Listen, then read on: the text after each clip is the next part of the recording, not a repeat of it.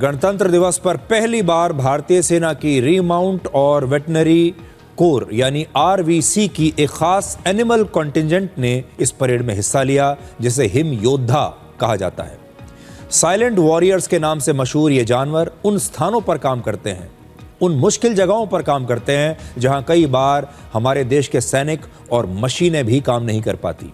इस परेड में सबसे आगे 2 बैक्ट्रियन ऊंट थे, जिनका नाम गलवान और नुब्रा है। ये ऊंट बहुत ही ठंडे मौसम में और 15,000 फीट से ज्यादा की ऊंचाई पर भी आसानी से काम कर सकते हैं।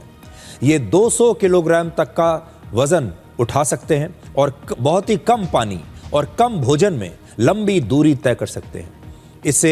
इससे सेना को दूर दराज और कठिन इलाकों में सामान पहुंचाने में बहुत मदद मिलती है।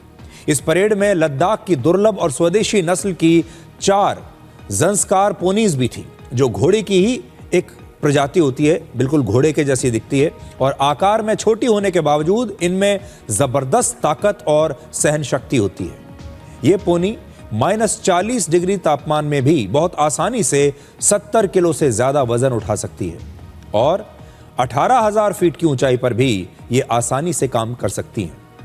आज की इस एनिमल कॉन्टिंजेंट में ब्लैक काइट्स यानी चील भी शामिल थी।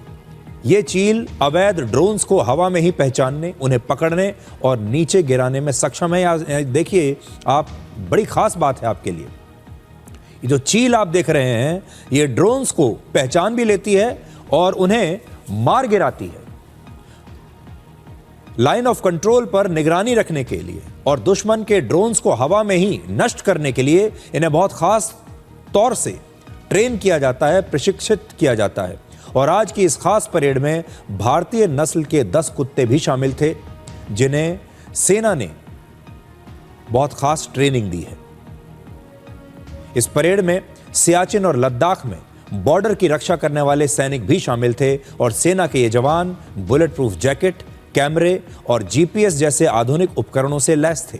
इनके साथ एक ग्लेशियर एटीवी गाड़ी भी थी, जो बर्फीले इलाकों में काम करती है। तो यहां आप इस तस्वीर में आप देख पाएंगे, इसमें इंसान हैं, जानवर हैं, मशीन है और टेक्नोलॉजी है।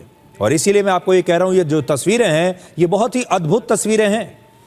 थल सेना के मूक सैनिकों की और ये सब लोग मिलकर, ये हमारे जवान हैं, उनके साथ में जानवर हैं, अलग अलग प्रकार के ऊंट हैं, डॉग्स हैं, चील हैं, पोनीज हैं, और ये सब मिलकर इनका उद्देश्य देखिए एक ही है और वो है भारतीय सीमा की रक्षा करना।